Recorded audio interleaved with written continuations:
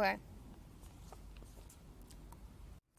One day, as sunny as all the rest, as the still haze of heat hung suspended, and not a breeze billowed through the strung-up sopping cottons, or rustled the swathes of soft grass in the fields, a quiet wind whispered along a beach, its sound hidden by the rhythmic sighing of wet sand as the tide rolled back and forth.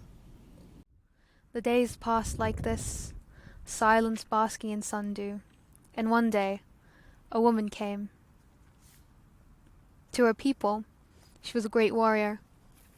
The hands that shook as they slipped off sandals of baked leather, worn and weary, having wielded righteously within cupped palms fate itself, land and soil and rock and pebble rolled over at the beckoning of an index finger, hearths still beating, dowsed with a heavy swing, torn and broken, fractures ruptured with a pull.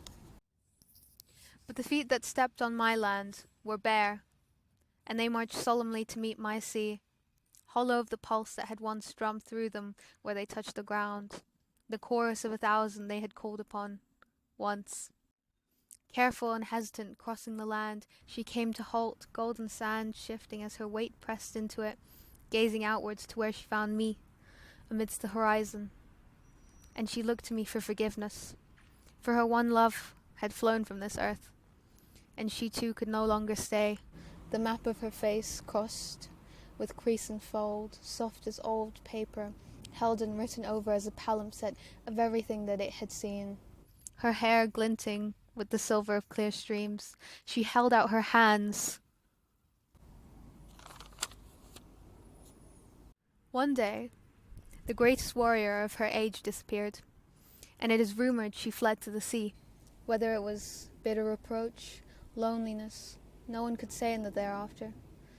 But the sea asked her no questions, swallowing her whole, a force that could move mountains in her time, stolen away with a breath, embraced as simply as a tide flows in and out, leaving only wet footprints, sand seeping back to fill the empty space, the imprint washed away with the next sweeping exhale of the tide.